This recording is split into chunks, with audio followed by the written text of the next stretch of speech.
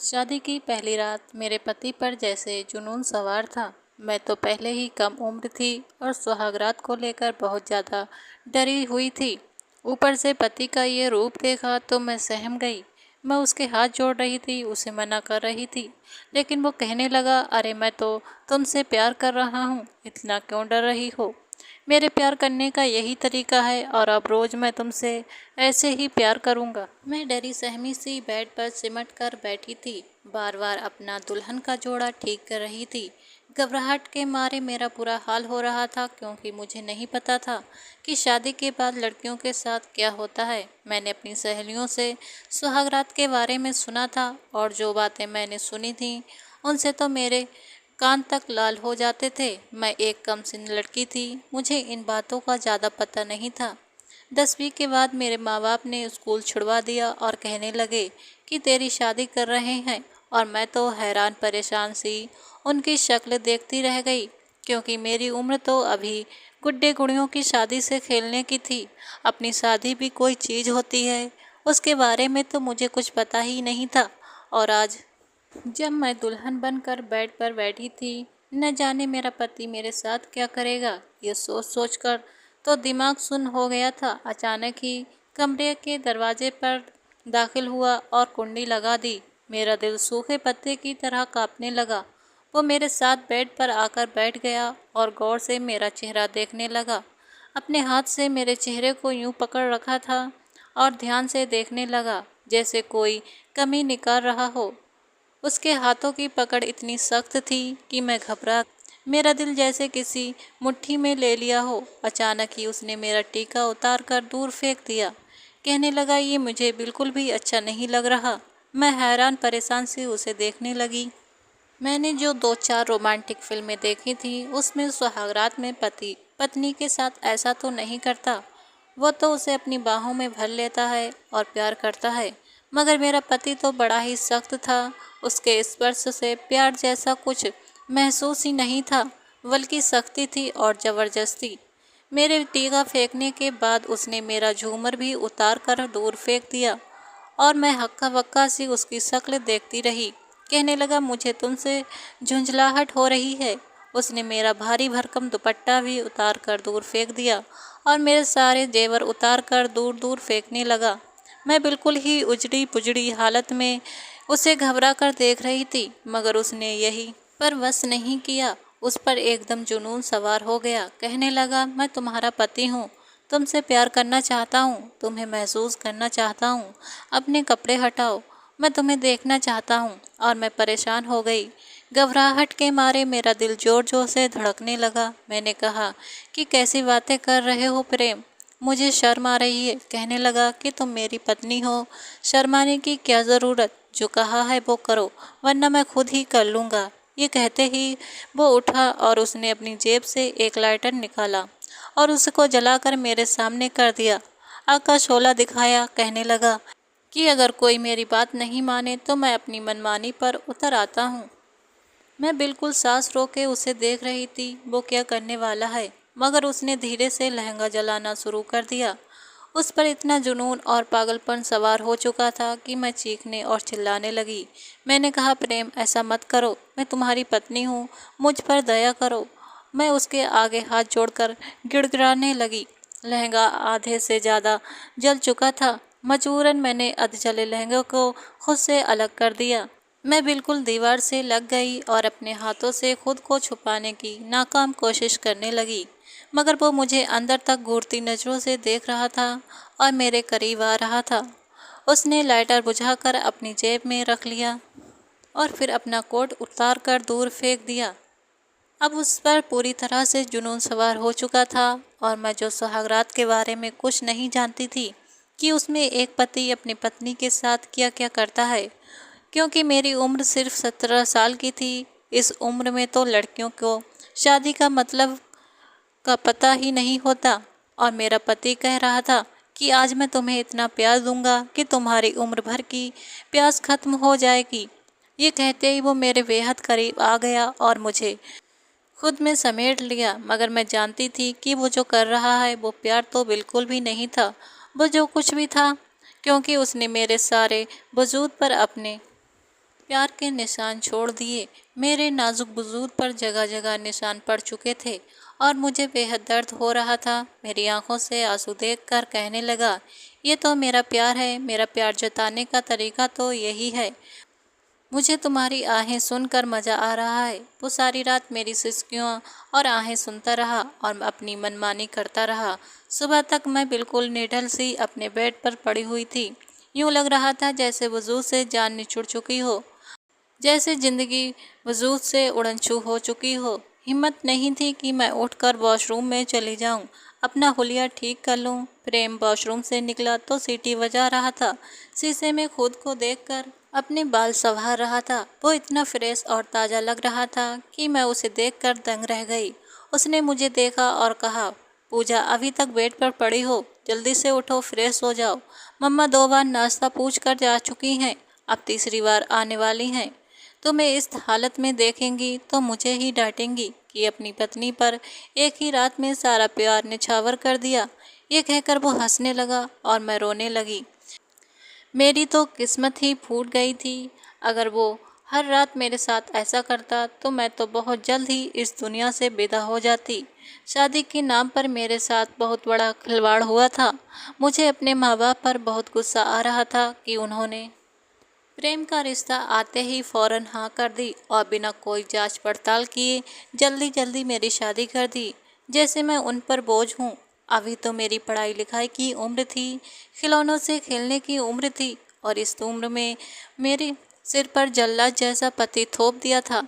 मैं रोती नहीं तो और क्या करती। वो मेरे पास आया, मेरे हाथ पकड़कर चूमने लगा, जिन पर जगह जगह जख्म के निशान थे। मैंने नाइट ड्रेस पहनी हुई थी और मेरी गहरी गर्दन देखकर वो एक बार फिर से होश खोने लगा। मैंने जल्दी से रजाई खुद पर ओढ़ ली। अगर वो फिर से जुनूनियत पर उतर आया। आज मैं किसी सहमी हुई चिड़िया की तरह कोने में जाकर बैठ गई थी और बुरी तरह कांपने लगी। रजाई मैंने अपने पूरे वजूद पर मजबूती से लिपेट ली। वो धीरे धीरे रजाई हटाने लगा और कहने लगा, क्या करूं पूजा, तुम इतनी हसीन और खूबसूरत हो कि मैं जब भी तुम्हें देखता हूं पागल सा हो जाता हूं। खुद पर काबू नहीं रहता, एक नशा सा चढ़ जाता है तुमको देखकर। और तुम यूं मुझसे दूर क्यों भाग रही हो? अरे पत्नियों को तो ऐसे रोमांटिक पति के ख्वाब देखती हैं, पागल होती हैं ऐसे मर्दों के पीछे जो उन पर अपना प्यार निछावर कर देते हैं। और मैं प्रेम को क्या बताती कि उसने मेरे साथ क्या किया है, मेरा क्या हाल कर दिया है एक ही रात में। अगर वो इस चीज़ को मोहब्बत कहता है तो मुझे ऐसी मोहब्बत मंजूर नहीं थी। मैंने कहा, प्रेम, मुझ में और हिम्मत नहीं है तुम्हारी मोहब्बत को सहने की। मगर उसकी आंखों में झलकता खुमार और जुनून देखकर मैं फिर से कांपने लगी। मेरे पसीने छूट गए। इससे पहले कि वो मेरे पास आता, अचानक ही दरवाजे पर दस्तक हुई और मैंने राहत की सांस ली। दरवाज़ा दस्तक के बाद खुल गया और मेरी सास हंसती मुस्कुराती हुई कमरे में दाखिल हुई। कहने लगी, अरे प्रेम, पूजा, तुम लोग कब तक कमरे में पड़े रहोगे? मानती हूँ कि तुम दोनों पति पत्नी हो, पूरा हक रखते हो एक दूसरे पर, मगर अभी तो पूरी जिंदगी पड़ी है प्यार करने के लिए।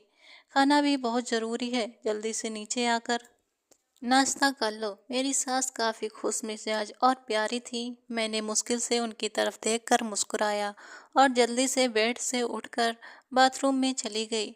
मेरे अंदर एक बिजली सी दौड़ गई थी। हालांकि मेरे अंग अंग टूट रहा था, मगर फिर भी मुझे नीचे जाना था। अगर मैं कमरे में और रहती तो प्रेम फिर से शुरू हो जाता।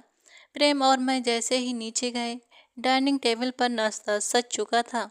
तरह तरह के लजीज पकवान रखे गए थे। मेरी बड़ी जेठानी और जेठ पहले ही टेबल पर बैठे हुए एक दूसरे से मुस्कुराकर बातें कर रहे थे। मेरे ससुर भी हंस हंस कर बातें कर रहे थे और मुझे प्रेम उन सब के बीच किसी अजूबे से कम नहीं लग रहा था। मुझे लगा इस घर में सिवाय प्रेम के सब नॉर्मल हैं।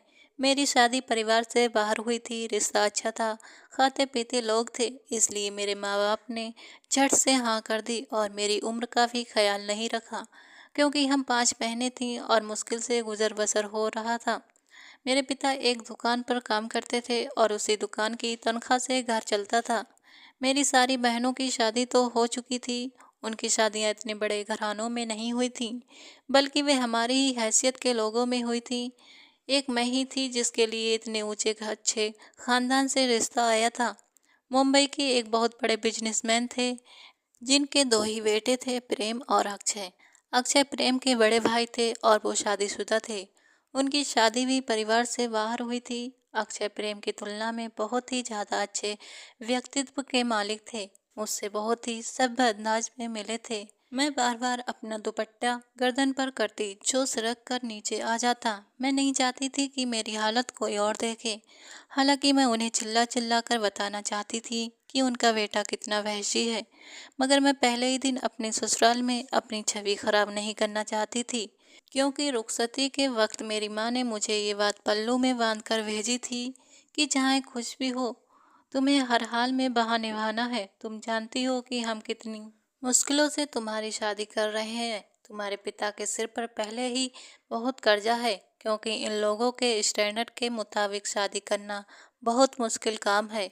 अब तुम उनके साथ अच्छी रहोगी तो हमें भी सुकून मिलता रहेगा। बार बार मेरी माँ की बातें मेरे कानों में गूंज रही थीं। मेरा दिल फटता जा रहा था। प्रेम मेरे साथ वाली कुर्सी पर ही बैठा था। उसने अपना पाँव मेरे पाँव के ऊपर रखा और जोर से दबा दिया। मेरे हाथ से एकदम चम्मच छूटकर नीचे गिर गया। वो कितना बदतमीज और बदमिजाज लड़का था। जब हंसता तो ऐसा गला फाड़ फाड़ कर हंसता, मुझे तो लगता कि ये उनका सौतेला बेटा है, सगा नहीं, या फिर इसे जरूर कोई मानसिक समस्या है। और उन्होंने शादी करते वक्त इस समस्या के बारे में मेरे घर वालों को कुछ नहीं बताया, वरना वो हमारे जैसे परिवार में रिश्ता क्यों करते। क्योंकि मेरी जेठानी तो उनकी तरह ही ऊंचे खानदान से थी। एक मैं ही थी जो गरीब घर से बिलोंग करती थी। मेरी सास मुझसे बड़ी प्यार से बात कर रही थी। मुझसे पूछ रही थी कि तुम्हारी रात अच्छी गुजरी ना। वो मुझसे छेड़खानी कर रही थी और मुझे बहुत शर्म आ रही थी, क्योंकि मेरे ससुराल वाले काफ़ी फैशनेबल थे। मैं इन चीज़ों की यादी नहीं थी। नाश्ता करने के बाद मैं अपने माँ बाप का इंतज़ार करने लगी, क्योंकि आज के दिन मुझे उनके घर जाना था और कम से कम आज की रात तो मैं प्रेम के चंगुल से आज़ाद हो सकती थी। मैं कमरे में भूल कर भी नहीं गई थी, क्योंकि कमरे में जाते ही प्रेम भी पीछे पीछे आ जाता। मैं वहीं लॉन में अपने ससुराल वालों के साथ बैठ गई, मगर प्रेम मुझे बार बार इशारा कर रहे थे अंदर आने का, और मैं उन्हें नज़रअंदाज कर रही थी। अचानक मेरे माँ बाप भी घर में दाखिल हुए और मैंने चैन की सांस ली। प्रेम उन्हें देखकर बदमजा सा हो गया। आज मेरा रिसेप्शन था और उसके बाद मुझे अपने माता पिता के घर एक रात के लिए चले जाना था, क्योंकि हमारे यहाँ यही रस्म थी। जब ब्यूटिशियन मुझे कमरे में तैयार करने आई और मेरे शरीर पर निशान देखकर हक्का बक्का रह गई। कहने लगी कि तुम्हारा पति तो काफ़ी जुनूनी है, ऐसे मर्द से बचकर रहना चाहिए, वो तुम्हें नुकसान भी पहुँचा सकता है। और मैं उसे क्या बताती कि मैं अपनी ज़िंदगी का कितना बड़ा नुकसान कर बैठी हूँ। इसलिए मैं चुप रही। मुंह दिखाई पर भी मैं बेहद खूबसूरत लग रही थी। प्रेम का बस नहीं चल रहा था कि सारे मेहमानों को चलता करे और मुझे बाहों में उठाकर कमरे में ले जाए और फिर से अपनी मोहब्बत लुटा दे। क्योंकि मैंने अपनी सास के मुंह सुना था कि प्रेम ने मुझे तस्वीर देखकर पसंद किया था और मेरे प्यार में पागल हो गया था। कहता था कि मुझे इसी लड़की से शादी करनी है, मगर मैं उसे क्या बताती कि मोहब्बत और पागलपन में फ़र्क होता है। अब उसका पागलपन मुझ पर खुलने वाला था, क्योंकि वलीमे के बाद जब मैं अपने माता पिता के साथ जाने लगी तो प्रेम ने सबके सामने ही मुझे बाजुओं से पकड़ लिया। कहा कि तुम किधर जा रही हो, और मैं तो उसे यूं देखने लगी जैसे उसके सिर पर सींग आ गए हों। ये क्या बदतमीजी थी। सबके सामने ही उसने मुझे जलील कर दिया था। कहने लगा कि मैं तुम्हारे बिना एक पल भी नहीं रहूँगा। एक ही रात में भला मेरी मोहब्बत तुम पर कहाँ खोली होगी। मैं तो हर वक्त तुम्हें अपनी बाहों में रखना चाहता हूँ। आप लोग प्लीज़ यहाँ से चले जाएं अपने घर।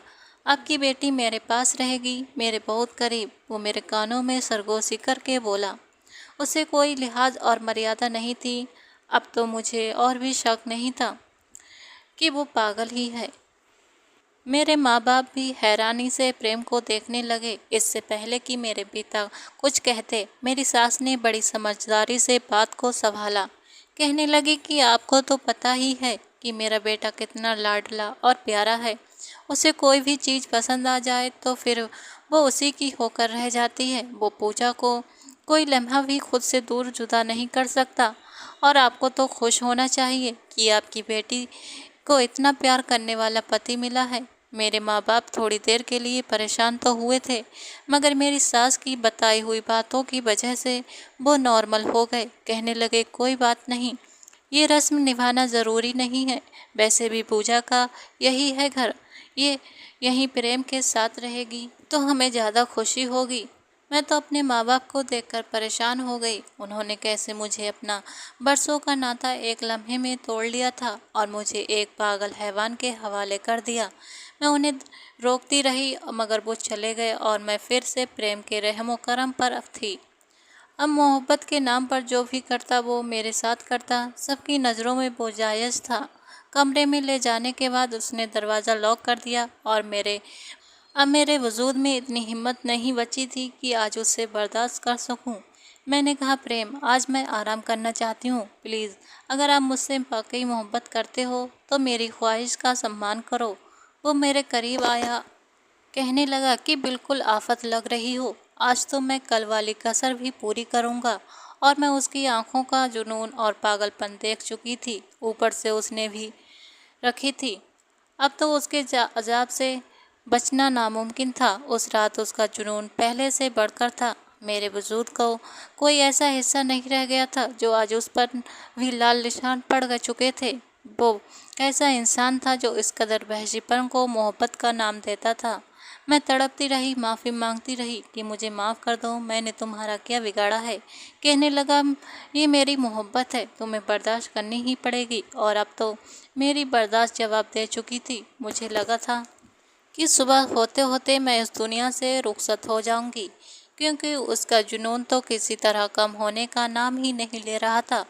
अचानक ही मुझे अपने कंधों पर दर्द का एहसास हुआ, क्योंकि प्यार करते वो एकदम जुनूनी हो गया था कि मेरे चीखें निकल गईं। अचानक ही मैंने मेज़ पर रखा शीशे का गुलदान उठाया और ज़ोर से उसके सिर पर दे मारा, क्योंकि अब उसे और बर्दाश्त करना मेरे बस में नहीं था। जो भी होगा देखा जाएगा। वैसे भी आधी तो मैं मर ही चुकी थी। अगर उसका काम करके मैं पूरी तरह मर जाती तो कोई शिकवा नहीं था। वो एक तरफ को लुढ़क गया और बिलबिलाने लगा, दर्द से तड़पने लगा। मैंने उसको गर्दन से पकड़ लिया और कहा कि मुझे भी इतना ही दर्द हो रहा है, अब तुम भी थोड़ा सा दर्द सह लो। आखिर मोहब्बत करते हो मुझसे, मैंने उसे तंज किया था। ये कहते ही मैं कमरे से निकल गई और तेज तेज कदमों से बाहर की तरफ भागने लगी। मैं उस घर से निकलना चाहती थी, चाहे मैं जहाँ भी जाती, मगर उस घर में नहीं रह सकती थी। मेरे पास जो मुँह दिखाई वगैरह के पैसे थे, उसने मैंने टिकट कटाया और हैदराबाद अपने माता पिता के घर चली गई। उन्होंने मेरी ये हालत देखी तो सन्न रह गए। मैंने कहा, मोहब्बत के नाम पर ये हश्र किया है उसने आपकी बेटी का। अगर मैं एक और दिन भी उसके साथ गुजारती तो आज यहाँ ना होती। भगवान के लिए मुझे उसके अजाब से बचा लो, मैं वहाँ वापस नहीं जाना चाहती। मेरी मम्मी ने मुझे गले से लगा लिया और कहा कि हमें पता होता कि वो इस कदर वहशी है तो हम तुम्हारी शादी उधर करते ही ना। आखिरकार मेरे माँ बाप की आंखें खुल चुकी थीं। मैंने पेन किलर खाई और गहरी नींद से सो गई, क्योंकि ये तकलीफ मेरी बर्दाश्त से बाहर हो गई थी। सुबह उठी तो मेरे सास ससुर मेरे घर पहुंच चुके थे और मेरे माँ बाप से शिकायत कर रहे थे कि अब बेटी ने हमारे बेटे को जख्मी कर दिया, वो अस्पताल में है, अगर उसे कुछ हो गया तो हम आपके साथ बहुत बुरी तरह से पेश आएंगे।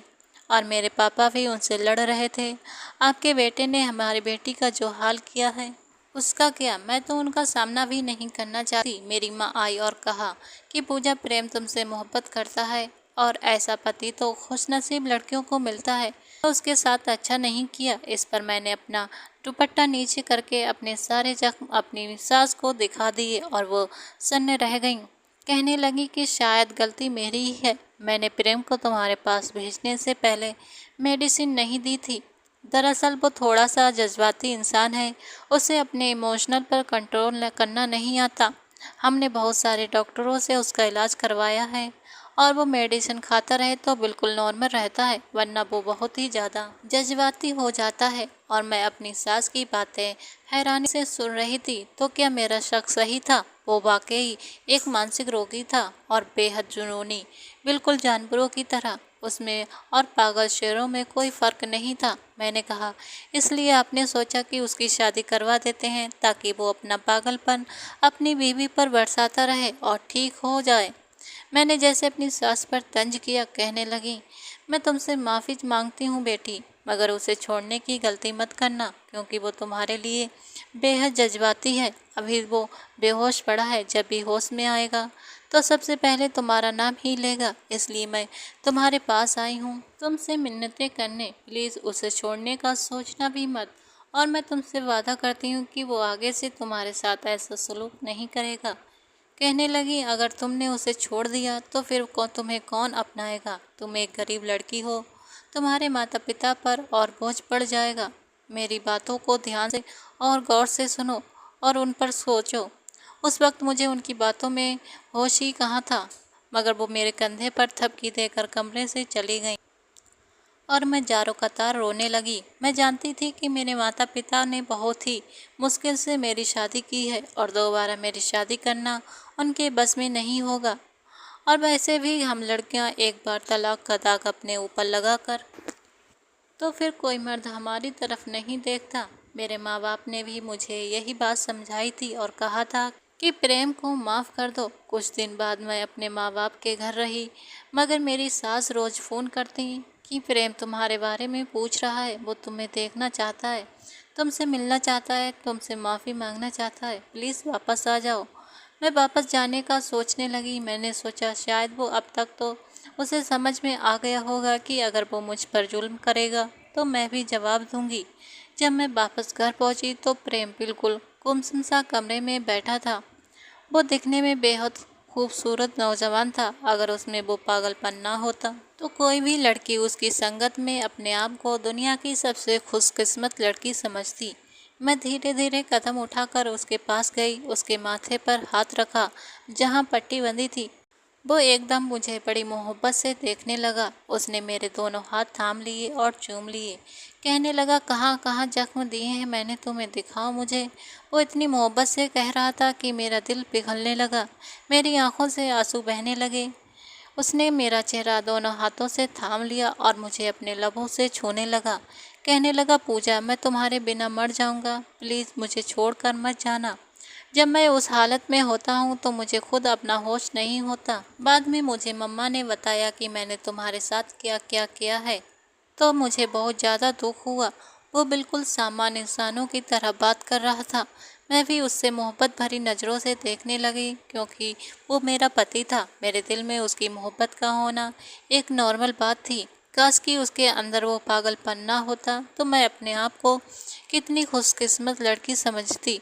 कहने लगा, मैं वादा करता हूँ आज के बाद तुम्हें कोई तकलीफ़ नहीं दूंगा, मगर मुझे छोड़कर मत जाना। और वाकई उस रात उसने मुझे कोई नुकसान नहीं पहुँचाया था, बल्कि चुपचाप मेरे पास लेटा रहा और मेरी इच्छा का सम्मान किया, क्योंकि मैंने उससे कहा था कि मैं बस आराम करना चाहती हूँ। उसने मुझे छुआ तक नहीं था। मैं दिल ही दिल में खुश हो रही थी। कुछ दिन तो यूं ही बीत गए। अब मैं रोज़ उसे समय पर दवा देती थी, क्योंकि एक दिन भी अगर छूट जाता तो उस पर फिर से वही पागलपन सवार हो जाता और मैं दवा देना भूलने के बारे में सोच भी नहीं सकती थी।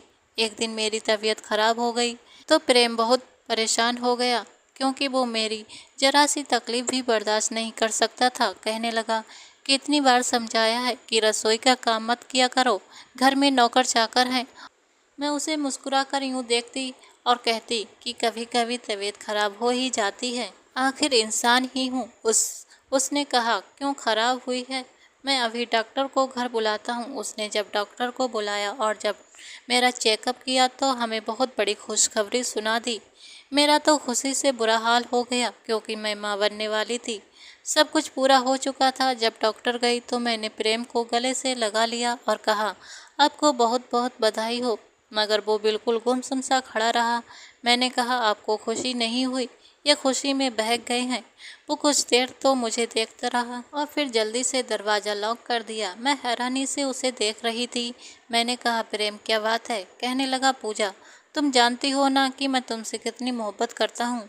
मैंने कहा हाँ हाँ, और ये मोहब्बत की ही तो निशानी है जो हमें मिलने वाली है। कहने लगा मुझे सिर्फ तुम चाहिए हो, मैं तुम्हारे वजूद को किसी से बांटना नहीं चाहता। और मैं उसकी बात सुनकर हैरान रह गई, बिल्कुल हैरत से उसे देखने लगी, क्योंकि उसकी आंखों में वही जुनून मैंने इतने दिनों बाद देखा था, वही पागलपन। मुझे लगा जैसे मैं किसी खाई में गिरती जा रही हूँ। मैंने कहा प्रेम, वो बच्चा हम दोनों का है, हम दोनों मिलकर उससे प्यार करेंगे और हमारा प्यार और बढ़ेगा। कहने लगा मुझे बहलाओ मत, मुझे ये बच्चा नहीं चाहिए, निकालो इसे अपने पेट से, वरना मैं खुद निकाल दूंगा। वो इतनी बेरहमी से बोला था कि मैं सांस लेना भी भूल गई। मैंने कहा अगर तुमने मेरे बच्चे को नुकसान पहुंचाया तो मैं तुम्हें कभी माफ़ नहीं करूंगी, हमेशा के लिए छोड़ दूंगी। कहने लगा ये तुम्हारी भूल है, अगर मेरा बच्चा पैदा हुआ तो वो मेरे जैसा ही जुनूनी होगा। मैं ऐसा नहीं चाहता कि कोई मेरे जैसा हो, क्योंकि कभी कभी मेरा दिल चाहता है कि मैं अपना सिर दीवार से दे मारूं। खुद से नफरत होने लगती है। क्या मेरा बेटा भी मुझ जैसा होगा? मैंने कहा नहीं प्रेम, तुम बहुत अच्छे इंसान हो, तुम में कोई खराबी नहीं है। मगर उसने मेरी कोई बात नहीं सुनी और फिर से अपने जुनून में मुझे अपनी बाहों में कैद करने लगा। मैं उसकी बाहों में सिसकती रही, तड़पती रही, उसे पीछे धकेलती रही, मगर उस पर न जाने कैसा जुनून सवार हो गया था। यूं लग रहा था जैसे किसी पागल कुत्ते ने उसे काट लिया हो और वो मुझे काट रहा हो। मैं ज़ोर ज़ोर से चीखने चिल्लाने लगी, क्योंकि वो मेरे पेट पर ज़ोर ज़ोर से मुक्के मार रहा था। मैं दर्द से बेहाल हो चुकी थी। अचानक मेरे सास ससुर कमरे में भागते हुए आए, क्योंकि मैंने अपनी चीखों से आसमान सिर पर उठा लिया था। जब उन्होंने मेरी हालत देखी तो सन्ना कर रह गए। मुझे अस्पताल ले गए, मगर मैं अपना बच्चा खो चुकी थी। मैं बिल्कुल बेजान सी बिस्तर पर पड़ी थी और मैं जो समझ रही थी कि प्रेम अब बिल्कुल नॉर्मल हो गया है। मैं कितनी गलत थी। 3 दिन बाद मुझे अस्पताल से डिस्चार्ज कर दिया गया। मैं उसकी शक्ल भी नहीं देखना चाहती थी। मैंने अपनी सास से कहा कि मैं उसके कमरे में नहीं जाऊंगी, वरना मैं घर छोड़ दूंगी। मेरी सास ने कहा कि तुम मेरे कमरे में जाओ। वो जानती थी कि मैं उस वक्त बहुत भावुक हो रही हूँ। 1-2 महीने मैंने प्रेम की शक्ल भी नहीं देखी थी। मैं सास के कमरे में ही पड़ी रहती, बाहर कम ही निकलती थी। मुझे यूं लगा जैसे वो घर में है ही नहीं, होता तो मुझसे टकरा ही जाता। एक दिन मैंने अपनी सास से पूछा कि प्रेम कहाँ है, तो वो कहने लगी प्रेम को हमने कुछ महीनों के लिए अमेरिका भेज दिया है।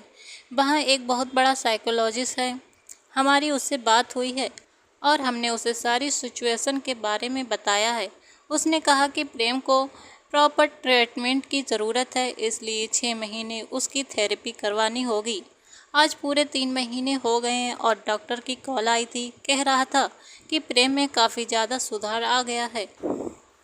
अब वो पहले जैसा जुनूनी नहीं है, दवाइयाँ ना भी ले तो नॉर्मल रहता है। क्योंकि उसे असली दिक्कत मानसिक थी। वो बचपन में ही एक कोमा से गुजर रहा था, जिसने उसकी शख्सियत को पूरी तरह बदल दिया था। शायद हमारी परवरिश में कुछ कमी रह गई थी, जो हम उसे सही तरह से प्यार और तवज्जो नहीं दे पाए। मैं तुमसे माफ़ी मांगती हूँ और तुम्हारे बच्चे के लिए भी। अगर प्रेम ठीक हो गया तो मैं तुमसे हाथ जोड़कर कहूँगी कि उसे मत छोड़ना, और अगर वो ठीक नहीं तो तुम मेरी तरफ से आज़ाद हो अपने हर फैसले में। आखिरकार 6 महीने बाद आज प्रेम घर आ रहा था और उस साइकोलॉजिस्ट का कहना था कि प्रेम अब बिल्कुल ठीक हो चुका है। अब उसे किसी भी दवाई की ज़रूरत नहीं है। जब वो घर तो मैं अपनी सास के कमरे में छुप गई। मुझे अभी भी उससे डर लग रहा था और मैं अपने बच्चे के लिए उस पर नाराज़ भी थी। रात को जब वो कमरे में आया तो ये वो प्रेम था ही नहीं जो बहुत ज़्यादा जुनूनी था, बल्कि एक बहुत ही ज़्यादा सीधा साधा सा इंसान बन चुका था। उसने हाथ जोड़कर मुझसे माफ़ी मांगी। कहने लगा कि जो तकलीफ़ मैंने तुम्हें दी है उसका शायद कोई मुआवजा मुमकिन नहीं। तुम मुझसे नफ़रत करने में बिल्कुल आज़ाद हो, क्योंकि मैं उसी लायक हूँ। मैं उसे भीगी पलकों से देख रही थी। उसने मेरे सामने हाथ जोड़ रखे थे। मैंने उसके दोनों हाथ मजबूती से थाम लिए और कहा, मैं तुम्हारी बीवी हूँ, तुमसे मोहब्बत करना मेरी मजबूरी भी है और शायद मैं इन 6 महीनों में तुम्हें बहुत याद भी किया है। हालांकि तुमने मुझे बहुत तकलीफ़ दी है, मगर हम औरतों की किस्मत में ही दर्द सहना लिखा होता है। उसने मुझे बेइंतहा अपने सीने से लगा लिया। कहने लगा कि मैं अपने बच्चे के लिए भी तुमसे माफ़ी मांगता हूँ, क्योंकि मुझे लगता था कि अगर मेरा बच्चा होगा तो वो भी मेरी तरह ही दर्द सहेगा, मगर मैं गलत था, मुझे माफ़ कर दो। मैं तुम्हारे लिए पल पल तड़पता हूँ, मुझे और मत तड़पाओ, एक मौका दे दो प्लीज़। और मैंने खुद को पूरी तरह उसके हवाले कर दिया। दोस्तों, आपको ये कहानी कैसी लगी कमेंट करके ज़रूर बताएं। कहानी पसंद आई हो तो एक लाइक और चैनल को सब्सक्राइब करें। ऐसी कहानी सुनने के लिए हमारे चैनल पर बने रहें। धन्यवाद।